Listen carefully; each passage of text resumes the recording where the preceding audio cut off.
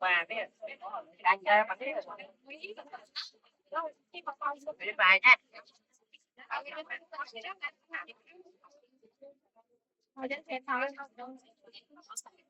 Colega. Dale. Colega.